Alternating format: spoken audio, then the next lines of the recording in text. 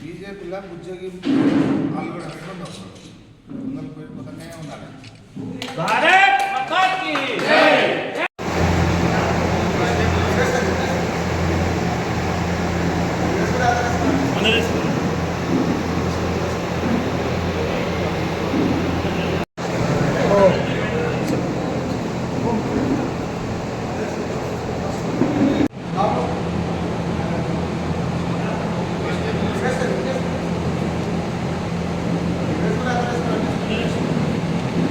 నమస్కారం. ఈరోజు అందరికీ కూడా శ్రీరామనవమి నాగర్ కర్నూలు పార్లమెంట్ నియోజకవర్గ ఓటర్లకు ప్రజలకు అందరికీ కూడా భారతీయ జనతా పార్టీ తరఫున శ్రీరామనవమి శుభాకాంక్షలు తెలియజేస్తున్నాం.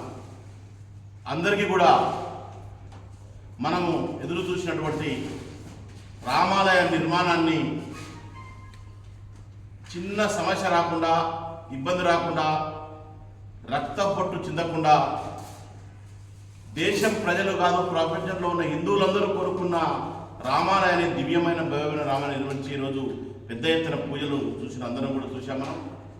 ఆ సందర్భంగా నాగర్ కర్నూలు ప్రజలందరూ కూడా ఈ నాగర్ కర్నూలులో అభివృద్ధి జరగడానికి అవకాశం ఉంది అంటే అది భారతీయ జనతా పార్టీ నరేంద్ర మోడీ గారి నాయకత్వంలో మాత్రమే అవకాశం ఉంది అనే విషయాన్ని మళ్ళొక్కసారి శ్రీరామనవమి అందరికీ తెలియజేస్తూ ప్రతి ఒక్కరం కూడా లోకల్ రాజకీయాలు కానివ్వండి, సిద్ధాంతపరమైన రాజకీయాలు కానివ్వండి, కుల సంబంధించిన విషయాలు కానివ్వండి, వర్ణపోరు కానివ్వండి, అన్నీ పక్కన పెట్టి ఒక్కసారి నాగర్ కర్నూలు ప్రజలందరూ కూడా బీజేపీ వైపు చూసి నరేంద్ర మోడీ గారి దృష్టి నాగర్ కర్నూలు పడడానికి కోసము ఒక యువ నాయకుడు మచ్చ లేకుండా నీతివంతమైన పాలన అందిస్తున్నటువంటి కుటుంబంకి వెళ్ళి వచ్చినటువంటి భరత్ ప్రసాద్ గారిని ఆశీర్వదించి పెద్ద మెజార్టీతో గెలిపించడానికి కోసం అందరూ కూడా తమ వంతు కర్తవ్యాన్ని, తమ వంతు బాధ్యతను నిర్వర్తించాల్సిందిగా ప్రతి పౌరునికి, ప్రతి ఓటరుకు అందరూ కూడా కోరుకుంటూ మీ అందరి తరపున మళ్ళొక్కసారి వాళ్ళను నాగర్ కర్నూలు అభివృద్ధి, రైల్వే లైను రావాలి, నాగర్ కర్నూలు లైను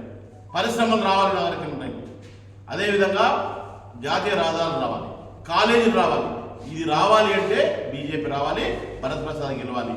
ఈ విషయాన్ని ప్రతి ఒక్కరు మర్చిపోతుందని తెలియజేసుకుంటూ ఇప్పుడు అభ్యర్థి పార్లమెంట్ ప్రజలందరికీ మరియు పాత్రికేయ మిత్రులందరికీ కూడా శ్రీరామనవమి శుభాకాంక్షలు తెలియజేస్తున్నాను. ఈరోజు పండుగ పర్వదినాన రాబోయే కొత్త గవర్నమెంట్ మోడీ ప్రభుత్వం మరొకసారి కొలువు తీరడానికి నాగర్ కర్నూలు పార్లమెంట్ ఆఫీస్ని ఈరోజు ఓపెన్ చేసుకున్నాం. ఇక్కడి నుంచే 7 నియోజకవర్గాలకు కావాల్సిన సంబంధించిన ప్రెస్ మీట్లు కానీ అన్ని రకాల విషయాలు కానీ ఇక్కడి నుంచి రన్ అవుతాయి. భారతదేశంలో ఈరోజు ప్రతి గ్రామం కూడా ఒక అయోధ్యలా మారింది.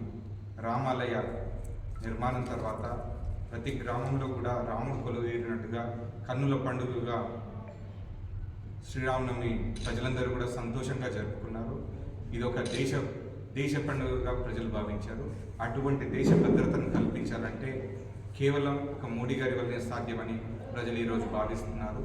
కాబట్టి ప్రజలు ఈరోజు ఒక నిజమైన నాయకుడు కేవలం ఆధ్యాత్మికతే కాదు, సంక్షేమ పథకాలైనా సరే, అభివృద్ధి రంగమైనా సరే కేవలం అది మోడీ గారి వల్లనే సాధ్యమవుతుందని వారందరూ కూడా మరొకసారి ఆయన దీవించాలని రెడీగా ఉన్నారు.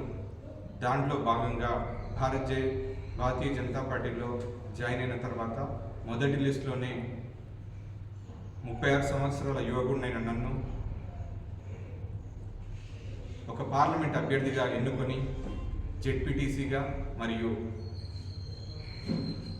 బీటెక్, ఎల్ఎల్బి, ఎంబీఏ చేసిన విద్యావంతుడిగా నాకు ఒక అవకాశం కల్పించి నన్ను ప్రజల ముందు నిలబెట్టి నిన్ను నిలబెట్టడమే కాదు నిన్ను గెలిపించుకుంటానని ఒక ఆశయంతో, భవిష్యత్తుకు ఒక విజన్తో నాగర్ కర్నూలులో మొదటి బహిరంగ సభ ఏర్పాటు చేసి నన్ను ఆశీర్వదించమని ప్రజలందరికీ కూడా ఆయన వచ్చి విన్నపం చేసి వెళ్ళారు. దానికి భాగంగా ప్రజలందరూ కూడా చాలా పాజిటివ్గా రెస్పాండ్ అవుతున్నారు. ఈసారి బీజేపీ ప్రభుత్వం రావడం పక్క దేశంలో చాలా మార్పులు మోడీ గారు ఆల్రెడీ చెప్పారు. ఈ 10 సంవత్సరాల ట్రైలర్ మాత్రమే జరగాల్సిన అభివృద్ధి వచ్చే 5 ఏళ్లలో జరగబోతుంది. మొన్నే బీజేపీ మేనిఫెస్టో రిలీజ్ చేసింది. భారతదేశంలో 10 కోట్ల మందికి మహిళలకు ఉపాధి అవకాశాలు కల్పిస్తారు.